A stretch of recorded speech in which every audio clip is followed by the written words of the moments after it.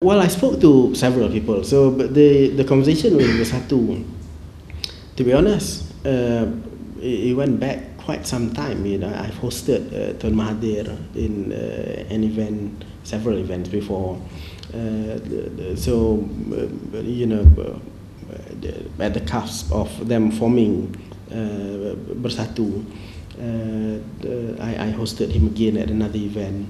I've been talking to people like Tan Sri Muhyiddin as part of the studies I've been doing, Dato' Sri Mukhri as part of studies I'm doing.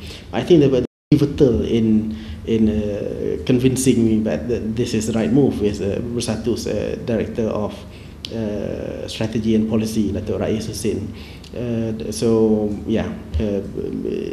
He's been a good friend. Bersatu has this discipline. They come from a background of people with experience of being in power.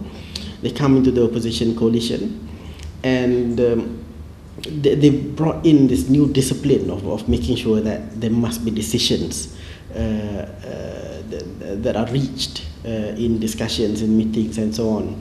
And we must talk about policy. It's not just simply about complaining how UMNO is bad and so on.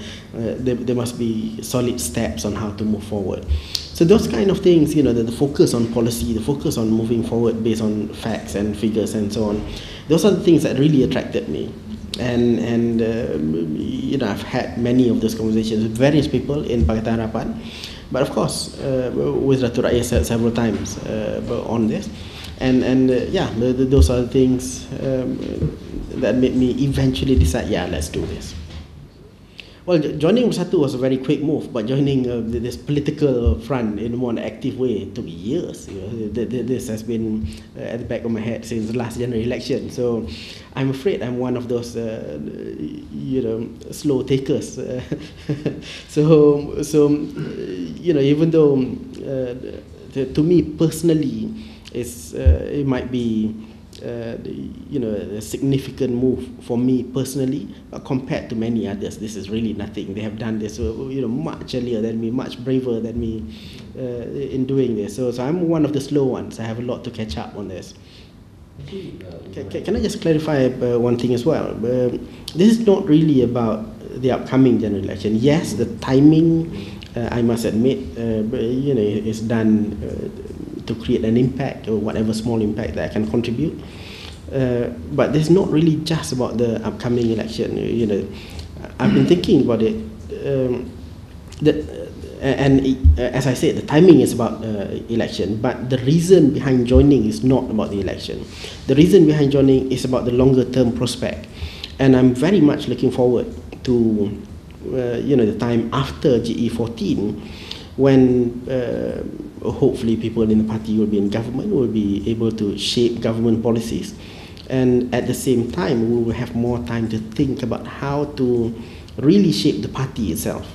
Turn it from a party that's today associated with anti-Najib agenda, which is important, but turn it into a party that has that when people see, they know, okay, there's more to that.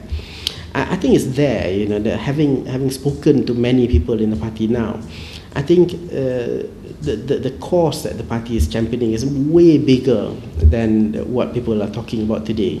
There are some solid policy ideas that have been generated from inside the party, but it's not being it's not easily conveyed, because what the media is interested in is, and what the public is interested in, is simply sound bites, simple stuff that can be printed easily, whereas the policy ideas are not easily articulated. So I think that there's a lot more that can be done after the election as well. There'll be people who are stuck in the past. I don't know, when I was 6, I probably swam naked in a river somewhere. So I don't know how far back they want to go. So why stop when I was early 30s? If I worry too much about this, then nothing can be done.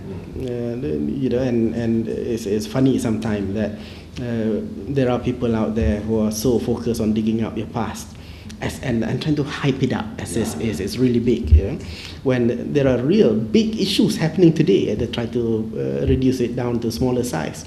So my answer to that will be yes. There are things that people can question. I don't think I have done anything that I know of, at least, that's considered as major.